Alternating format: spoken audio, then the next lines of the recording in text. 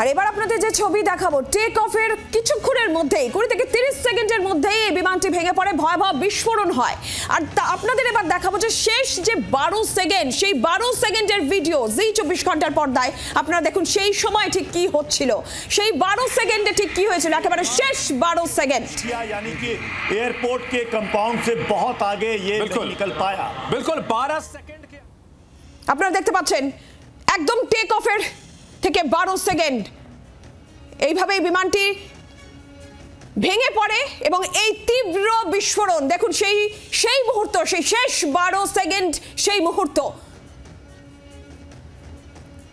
আর কিভাবে কি সম্ভাব্য কারণ যে ভয়াবহভাবে এই দুর্ঘটনা ঘটলো, বিমানটি ভেঙে পড়লো, বিস্ফোরণ, সম্ভাব্য কিছু কারণ উঠে আসছে, তদন্ত শুরু হয়েছে, ব্ল্যাক বক্স যাচাই করা হবে।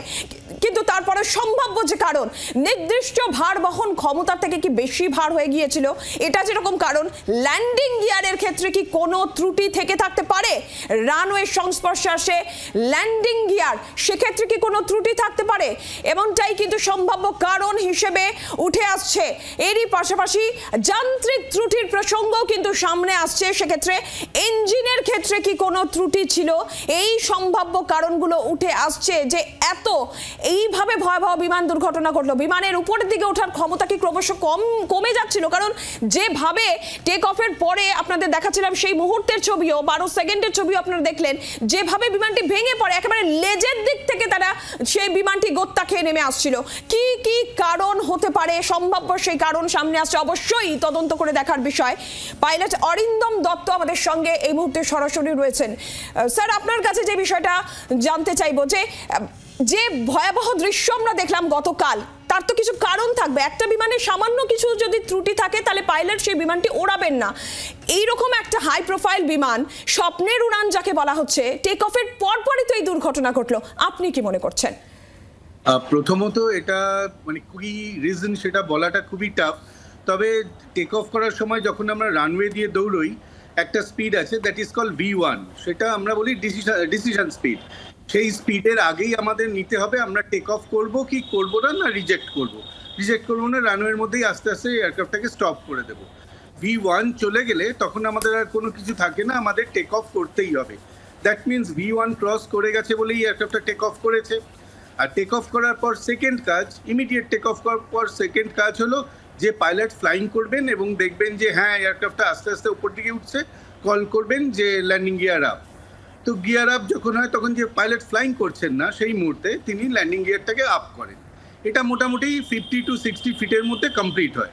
কিন্তু এই এয়ারক্রাফটটা অফিসিয়ালি ডিক্লেয়ার করছে 600 ফিট প্লাস, বাট দেখে আমার অতটা মনে হচ্ছে না। বাট যখন অফিসিয়ালি ডিক্লেয়ার করছে 600 ফিট, আমি সেটাকেই ধরে চলছি। তা 600 ফিট অবধি যদি ল্যান্ডিং গিয়ার নিচে থাকে, that means huge drag create হচ্ছে এবং তখন পাইলট নিশ্চয়ই কোনো কিছু অনুভব করেছে যেটা নিয়ে ককপিটের মধ্যে দুজনের ডিসকাশন চলছে বা কোনো অ্যাক্টিভিটি চলছে। হার্ডলি 30 থেকে 40 সেকেন্ডের মধ্যে এয়ারক্রাফটটা একদম ফাঁপাস করে পড়লো যাকে বলা হয়, তাতে একটা ফায়ারবল, হিউজ ফায়ারবল তৈরি হলো। খালি ওইটুকুনি সময়ের মধ্যেই তিনি একটা মেডে কল দিলেন, মানে এয়ারক্রাফটটাকে নিয়ে লড়াই করছেন, তার সাথে একটা ডিস্ট্রেস কলও তিনি দিয়ে দিলেন। সো অনেক কিছু এখানে মিক্সড হয়ে থাকবে। তো যেহেতু রানওয়েতে চলতে চলতে টেক অফ করার পর ল্যান্ডিং গিয়ারটা তখনও আপ হয়নি, এটা একটা তো কোশ্চেন মার্ক কোনো না কিছু হয়ে থাকে। পাইলট দত্ত, তার মানে কি পাইলট যিনি ছিলেন তিনি এটা আশঙ্কা করেছিলেন যে তাকে ল্যান্ডিং করতে হতে পারে? অবশ্যই সেটাই হয়তো চিন্তা করেছিলেন, কেন এত বড় জাহাজ ল্যান্ডিং গিয়ার ডাউন হয়ে যদি চলে প্রচুর ড্র্যাগ ক্রিয়েট হবে, আর এত ড্র্যাগ ক্রিয়েট হবে তাতে বেশি দূর যাওয়াও সম্ভব নয়। তো এটা বেটার অপশান হলো ফিরে এসে সেই রানওয়েতে ল্যান্ড করা, সেটাই হয়তো উনি ট্রাই করছিলেন বা ওটাই চিন্তা করেছিলেন। ট্রাই করাটা ভুল বলা হবে, ওনার হয়তো মাথাতে ওটাই এসছে, কিন্তু এয়ারক্রাফট কন্ট্রোলের বাইরে চলে গেছিলো, it's beyond there control. Pilot Dutta, আপনাকে সঙ্গে থাকতে বলবো। আর এই বিমান বিপর্যয়ে যে মৃত্যু মিছিল আমরা দেখছি, এখনো পর্যন্ত 265 জনের দেহ উদ্ধার করা গিয়েছে, একজন মাত্র যাত্রী তিনি বেঁচে রয়েছেন, বাকি সব যাত্রীর মৃত্যু। তিনি হাসপাতালে, যিনি বেঁচে রয়েছেন হাসপাতালে তিনি চিকিৎসাধীন রয়েছেন। আর ভেঙে পড়েছে যেই এলাকা, সেটাও বসতি এলাকা, এবং যেই বহুতলে বিমানটি ভেঙে পড়ে মেডিকেল হস্টেল ছিল সেটি, সেখানেও বহু এলাকাতেও, সেই ভেঙে পড়া এলাকাতেও বহু মানুষের মৃত্যু হয়েছে।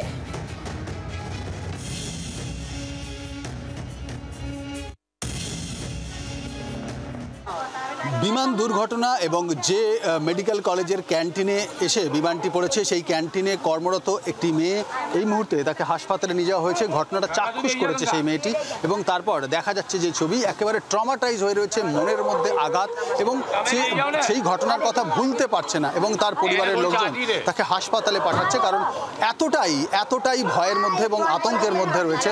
নিজের চোখে এত বড় দুর্ঘটনা দেখা এবং একসঙ্গে এত মানুষকে মৃত্যুর মুখে ঢলে পড়তে দেখা, ঝলসে মরতে দেখার যে ছবি সে দেখেছে, তারপরে তাকে তার পরিবারের লোকেরা বাড়িতে রেখেছিল কিন্তু তারপর হাসপাতালে পাঠানো হচ্ছে। যে মেডিকেল কলেজের ক্যান্টিনে বিমানটি এসে আছড়ে পড়েছে সেই মেডিকেল কলেজের ক্যান্টিনে কাজ করতেন এই মেয়েটি এবং তারপর সেখানে দেখার পর তার মানসিক অবস্থা এমনটাই হয়েছে, ট্রমাটাইজ হয়ে রয়েছে, তাকে তড়িঘড়ি হাসপাতালে পাঠানোর ব্যবস্থা করা হচ্ছে। অ্যাম্বুলেন্স ডাকা হয়েছে এবং অ্যাম্বুলেন্সে করে তাকে এই মুহূর্তে হাসপাতালে নিয়ে যাওয়া হচ্ছে। এটাই এই এলাকার ছবি, একেবারে এক্সক্লুসিভলি জি24 ঘন্টার দর্শকদের যেটা আমরা দেখাচ্ছি যে ঘটনাস্থলের কি ছবি রয়েছে, যেখানে বিমানটি এসে আছড়ে পড়েছে একটি বহুতলের একেবারে ওপরে এবং তারপর সেখানে যারা কাজ করতেন তাদের অবস্থা কি ছিল। এই মেয়েটি কোনোভাবেই জখম হয়নি কিন্তু মানসিক আঘাত এমনটা লেগেছে ঘটনা দেখার পর, আকস্মিকতায় মনের মধ্যে যে চাপ তৈরি হয়েছে, ট্রমাটাইজ হয়ে যাওয়ার জন্য তারপর থেকে কার্যত বাকরুদ্ধ হয়ে রয়েছে এবং তার পরিবারের সদস্যরা তাকে অ্যাম্বুলেন্সে করে এই মুহূর্তে হাসপাতালে পাঠাচ্ছে। মেঘানীনগর থেকে ভিডিও জার্নালিস্ট শুভাশিস দাসের সঙ্গে রাজীব চক্রবর্তী, জি24 ঘন্টা। একদমই, যারা জখম, যারা হাসপাতালে ভর্তি, তারা রয়েছেন সেই ট্রমার মধ্যে যেখান থেকে তারা বেরোতে পারছেন না, যে এইভাবে তারা কোনোভাবে বেঁচে ফিরেছেন। আর এর মধ্যেই যে প্রশ্ন সামনে আসছে যে স্বপ্নের উড়ানের কথা বলা হচ্ছে, ড্রিম লাইনার নাকি সেটা ডেথ লাইনার, এই প্রশ্ন উঠছে কারণ বারবার কিন্তু বিতর্কে এসেছে এই বোয়িং ড্রিম লাইনার। 2018, 2019 বোয়িং 737 বড় দুর্ঘটনা ঘটেছিল এবং সেই সময়ও বোয়িং এর বিরুদ্ধে বিস্ফোরক অভিযোগ তুলেছিলেন দুই কর্মী। সেফটি প্রোটোকল মানা হয়নি, না মেনেই উড়ান তৈরির অভিযোগ ছিল। দক্ষিণ ক্যারোলিনা প্লান্টে উড়ান তৈরিতে মারাত্মক ত্রুটির অভিযোগ ওঠে।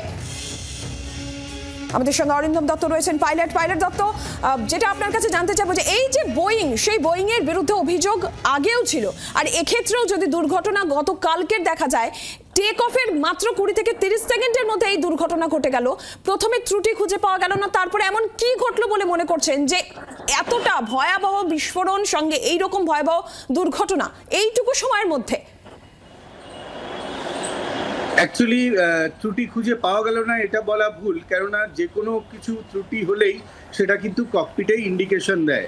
আর 787 এত নেক্সট জেনারেশন এয়ারক্রাফট, এত হাই প্রোফাইল এয়ারক্রাফট, এখানে ছোটোখাটো যে কোনো ইন্ডিকেশন, সে আপনি ককপিট ডোর যদি বন্ধ না করেন বা ক্যাবিন ডোর বন্ধ না করেন তারও ইন্ডিকেশন আসে, আর যে কোনো ইন্ডিকেশনই এয়ারক্রাফটে চলে আসে এবং সেই ইন্ডিকেশন দেখে কিন্তু আমাদের গ্রাউন্ড ইঞ্জিনিয়ার যারা এএমই এয়ারক্রাফট মেনটেন্যান্স ইঞ্জিনিয়ার, তারা কিন্তু সেই হিসেবেই চলে। তো এটা সিরিজ অফ ইনভেস্টিগেশন চলতে থাকে, সেই জন্যে আই থিঙ্ক কিছুটা দেরিও হয়েছে। দ্যাট মিনস ওরা প্রপারলি চেক আপ করেই পাঠিয়েছে, যদি কিছু হয়ে থাকে তারা নিশ্চয়ই খুঁজেছে, সেটাকে রেকটিফাই করেছে। এটা অ্যাকচুয়ালি ইঞ্জিন বা এটা যে কোনো একটা যন্ত্রতে আমরা যন্ত্রকে কন্ট্রোল করি, সো যন্ত্রতে কখন কি হচ্ছে না হচ্ছে সেটা একবার ধরলাম, ঠিক করলাম, বা আবার যদি হয় সেখানে কিন্তু সবসময় আমাদের যখন এয়ারক্রাফট উঠে যাবে তখন কিন্তু রেকটিফাই করা সম্ভব হয় না। কিন্তু আমরা যখন যেই ইন্ডিকেশন পেলাম আমরা কি করি, আবার সেটা নিয়ে আসি রানওয়েতে, যাতে প্রপারলি ল্যান্ড করে আমরা তাকে আবার সবার সামনে নিয়ে আসতে পারি বা এএমইর সামনে নিয়ে আসি যে তুমি এটা করেছো, দেখো এটা আবার ইন্ডিকেশন। একদমই, সেক্ষেত্রে যখন টেক অফ করছে একটা বিমান, পাইলট দত্ত আপনাকে ধন্যবাদ, টেক অফ করছে তার মানে ধরে নেওয়া যেতে পারে যে সেই সময় অন্তত সেখানে কোনো ত্রুটি পাওয়া যায়নি। তাহলে কেন এই ভয়াবহ দুর্ঘটনা, তার তদন্ত শুরু হয়েছে, ব্ল্যাক বক্সের তথ্য যাচাই করা হবে, এরই পাশাপাশি দুর্ঘটনার কি কারণ থাকতে পারে সে সমস্তটাই খতিয়ে দেখা হচ্ছে। বাংলার আওয়াজ, বাঙালির আবেগ, জি24 ঘন্টা।